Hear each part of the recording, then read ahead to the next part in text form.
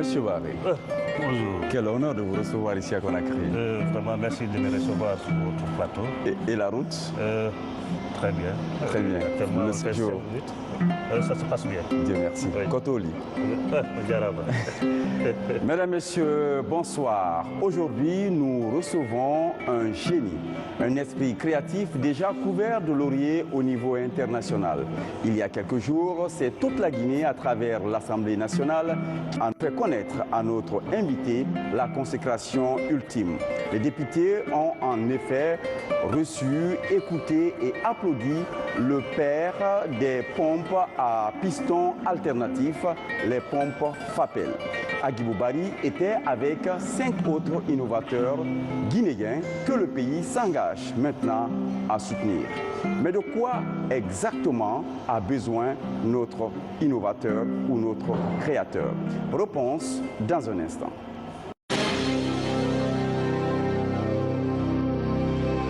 Bienvenue à tous. Merci une fois encore de nous accepter chez vous sur ce plateau. Une pompe à piston alternatif qui est une création d'un de nos compatriotes, Agibou Barry. Une fois encore, bienvenue sur notre plateau. Merci pour... Vous êtes né à Mamou, vous avez fait des études supérieures à Conakry et puis vous avez eu votre diplôme en ingénierie hydraulique, mais vous êtes un homme qui a préféré toujours l'action sur le terrain. Vous savez, issu d'une famille modeste, je partais souvent en vacances auprès de la maman, à Timbo, et je voyais vraiment les difficultés qui venaient pour accéder à l'eau potable.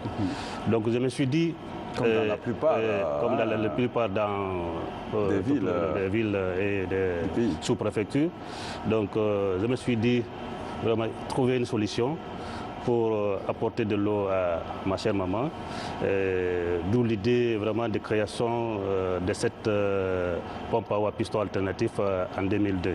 Que vous avez d'ailleurs développé pas à Conakry ni à Mamou, mais plutôt à Labé. Vous avez préféré rester à Labé pour développer cette pompe? Oui. Surtout parce que je suis en contact avec les bénéficiaires. Là, j'ai des cours d'eau, des puits, donc les biogènes réels à l'intérieur.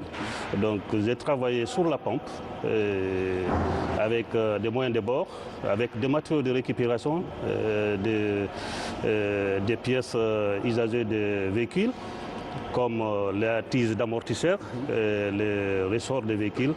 J'ai mis au point la première pompe en 2013, où j'ai approché le ministère de l'Industrie pour demander un brevet d'invention. En 2014, j'ai eu le brevet d'invention à travers l'OAPI, l'Organisation africaine de propriété intellectuelle. Mais ce qui a surtout accéléré la création ou bien la mise au point de cette pompe, c'est quand même un séjour d'abord au Sénégal où vous avez participé à la réparation de certaines pompes. Effectivement, à l'occasion d'une visite financée par une ONG française, j'ai visité un atelier de fabrication de pompes à pédales Bandiar. Mais je me suis dit, mais c'est une technologie très simple. Pourquoi ne pas créer vraiment ma pompe? Et d'où vraiment... vous êtes revenu à votre atelier? Je suis revenu en Guinée. J'ai tâtonné en cherchant de ces matériaux de récupération, vu les moyens n'étaient pas assez. Mon premier poste à souder, j'ai revendu mon poste téléviseur. J'ai acheté un poste préfabriqué. Et donc j'ai cherché un chaudronnier où nous avons tâtonné ensemble avec des schémas, parce que je suis un excellent dessinateur quand même. Donc j'ai fait des schémas et donc l'idée a marché. Et donc je me suis dit... pratiquement tout ce qu'on attend de nos ingénieurs formés. Alors, 2002, la pompe est née, mais encore très embryonnaire. Il faut des perfectionnements, encore des matériaux de récupération, d'autres recyclés d'ailleurs. Et voilà, il y a le brevet d'invention. Il faut attendre 2013 lors d'une rencontre, notamment. Je voudrais te rappeler, en 2004, quand j'ai eu le brevet d'invention, j'ai soumis un projet de financement de 12 prototypes auprès de l'OAPI. C'est-à-dire FAPI a financé la réalisation de 12 prototypes. D'où la création et ces prix m'ont permis vraiment à créer FAPEL, la fabrication de pompes à eau à l'abbé, où j'ai regroupé plusieurs jeunes sortant de différentes écoles professionnelles, des souduriers, des plombiers et toutes ces parties-là. En 2013, pour revenir à ta question. 2013 maintenant, tout s'emballe, juste une rencontre avec le chef de l'État, le professeur Alpha Condé, et vous aimez souvent le rappeler en préparant cette émission. Vous m'avez dit, on n'a jamais parlé, il n'a jamais été question d'argent entre le président et moi, mais plutôt de technique pour l'avenir. Comment? Et il m'a confié à 3 ministres. Et service national d'aménagement des points d'eau, où nous avons tenu une réunion, le SNAP, oui. Nous avons tenu une réunion dans le bureau de, à l'époque, le ministre de l'administration du territoire, Alassane Condé, qui m'ont conseillé de travailler sur la technique à la demande du chef de l'État. Nous avons travaillé avec le service national de l'aménagement des points d'eau, la tuyauterie, c'est-à-dire la tuyauterie, les matériaux, surtout la tise inox. Et où j'ai approché même des Chinois pour travailler sur le corps de la pompe. Et nous avons fait des maquettes en Chine. Et donc la qualité un peu qui ne m'a pas un peu plu, je suis allé vers la France, où j'ai produit les tuyauteries, les tises. Pourtant, en ce moment, les Chinois mettaient toute la pression nécessaire pour une production en série. Oui, parce que le problème, les Chinois sont toujours pressés, ils veulent immédiatement avoir de l'argent. Alors que moi, ma vision, je suis la vision des chefs de l'État, donc technique d'abord. Donc il fallait travailler avec des sociétés vraiment qui sont de la matière pour répondre vraiment à la qualité, surtout aussi, vous savez, c'est une concurrence que je voudrais... Parce que tu ne voulais pas revenir voir le chef de l'État avec quelque chose qui n'est pas encore fiable. Effectivement. Donc, vu tous ces prouesses, j'ai participé au premier salon du Salon de solidarité internationale à Paris. Et vous avez eu le premier prix. À la demande du ministère des Affaires étrangères.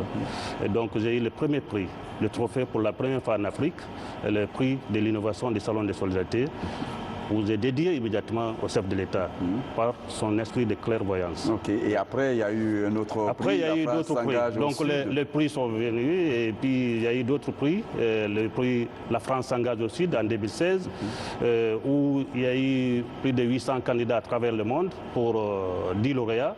Donc une initiative du président français François Hollande. Donc j'ai été reçu par lui pour vraiment recevoir ces prix. C'était un honneur. En 2017, j'étais parmi les lauréats de la start-up de l'année, donc où j'ai remporté le prix du jury, le coup de cœur du jury au Maroc. Au Maroc, oui. Et là, en 2018, c'est l'Assemblée nationale qui vous accueille d'ailleurs avec ces 4 autres innovateurs. Oui. Et là, vous avez été pratiquement porté au pinacle. Il n'était pas question de prix, mais il est question aujourd'hui d'encourager la créativité. La créativité, qui est très important parce que vraiment, j'étais très ému devant vraiment tous ces éminents membres de l'Assemblée. Donc, je me suis dit encore, ça m'a galvanisé davantage, de faire mieux encore. Parce qu'ils encouragent ici, ils nous encouragent vraiment à travailler, en nous donnant des marchés, à travers vraiment des projets. Donc, c'est les marchés jusqu'ici qui vous manquaient? C'est ce qui nous manquait. Les marchés publics notamment? Parce que nous sommes en partenariat avec, à la demande du chef de l'État, nous sommes en partenariat avec le SNAP pour le processus de certification de la pompe. Nous avons installé 3 prototypes, une à Cancan, à la baie et à Conakry. Ces pompes se comportent très bien. Même la pompe de la baie, qui est la pompe la plus utilisée actuellement, plus de 2000 bidons de 20 litres par jour. Qui est installée à l'université? À l'université. Les étudiants, les riverains, la population, tout le monde pise 24 sur 24. Donc une forte pression. Une forte pression. Oui. Ça fait 8 mois d'expérience? 9 mois. 9 mois d'essai. Nous avons même eu le retour de la population de Afia en nous écrivant des lettres de satisfaction où j'ai transmis vraiment au ministère de l'Énergie à travers le SNAP. D'accord. Cette pompe-là, on la voit un prototype unique, donc, mais c'est pas le... Il y a 8 variantes de cette pompe-là. Effectivement, c'est la pompe à piston alternatif. Cette pompe, elle est à usage multiple. Elle peut être une pompe à irrigation et usage domestique, avec plusieurs variantes. La variante première, nous avons des pompes sur brouette qu'on peut déplacer dans les jardins pour l'irrigation, des pompes à table installées près des cours d'eau, et des pompes sur des puits et des pompes aussi pour des forages. Et tout récemment, nous venons de créer, en partenariat avec la société française Sovema, qui est mon partenaire distributeur, la pompe Sonna. La pompe Sonna 1, parce qu'il y aura Sonna 2, Sonna 3. Nous allons ajouter des systèmes solaires à cette pompe pour vraiment servir les communautés villageoises.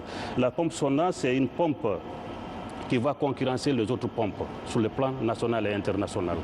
Parce que et là, vous pensez que vous êtes vraiment... Vous avez tous les arguments aujourd'hui pour dire que vous proposez mieux que les autres pompes aujourd'hui qui sont installées dans le pays. Parce que les prototypes chaque saison, nous sommes obligés, le gouvernement est obligé de mettre assez de fonds pour la réparation. Qu'est-ce qui fait la différence qualité?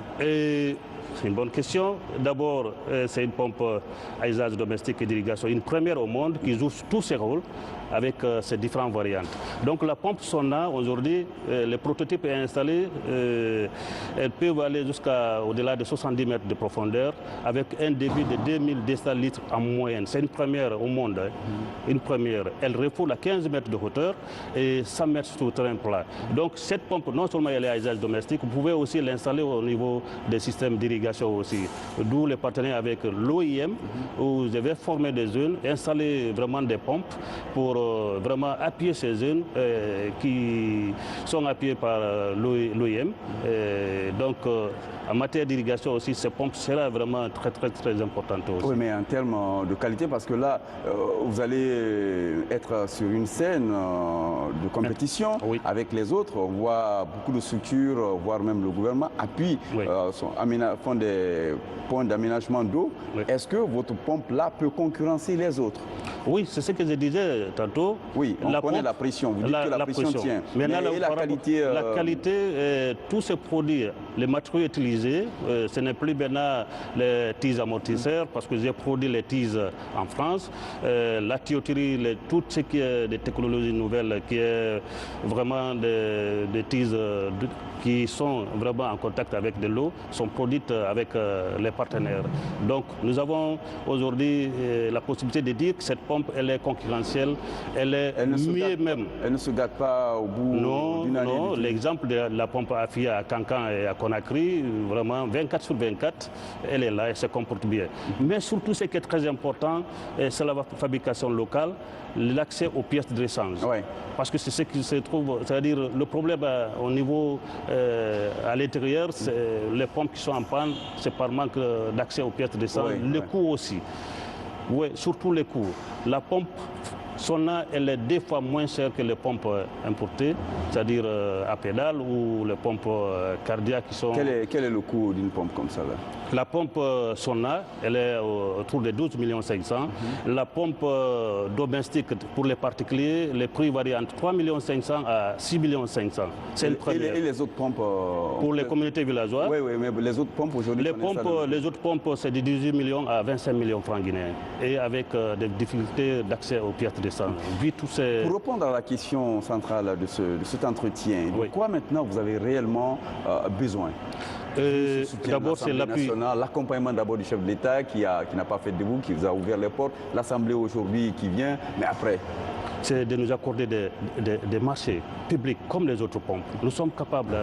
Aujourd'hui, il y a d'autres pays, par exemple la Côte d'Ivoire, nous avons commencé à produire les pompes en Côte d'Ivoire parce que nous avons les mêmes problèmes.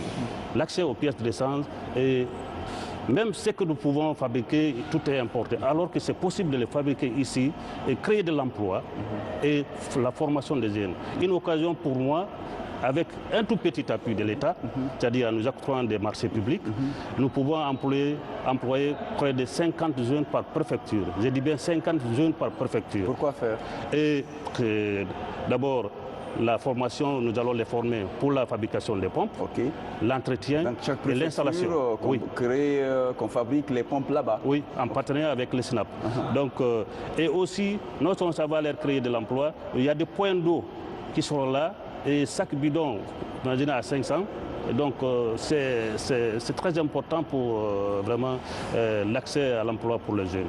Donc vous favorisez, bien écoutez, avoir le courage de vous donner des marchés publics, en tout cas si c'est sur le sol guinéen. Oui. Avec ça, vous pensez prendre encore assez d'ascenseurs. Vous n'étiez pas seul à l'Assemblée nationale, oui. Il y avait 4 autres innovateurs. Est-ce que pour vous c'est un virage important que la Guinée pense à ceux qui réfléchissent pour résoudre les problèmes réels des populations? D'abord, le fait que l'Assemblée a adopté cette loi, c'est-à-dire de faire par an vraiment un salon de l'innovation, c'est très important. Les Guinéens, c'est-à-dire nous avons des talents. Par exemple, c'est M. Cissé qui a la bicyclette qui marche sur l'eau. Vous avez aujourd'hui d'autres talents. Je connais M. Camara qui a un ruban médical et qui peut vraiment suivre la grossesse d'une femme sans passer par l'échographie. Nous avons voyagé ensemble. Il faut rappeler que nous avons vraiment représenté beaucoup à l'extérieur du pays, du continent. Et puis, nous avons aussi d'autres techniciens. Vraiment, si l'État arrive à cerner ces innovateurs, vraiment il y aura un plus mettre dans un incubateur national. Oui. Surtout les accompagner financièrement, qui est très important. Aujourd'hui, il y a ces jeunes qui sont là. Nous avons près de 25 jeunes qui ont créé, mais qui demandent vraiment de l'appui de l'État. Et c'est très important pour créer.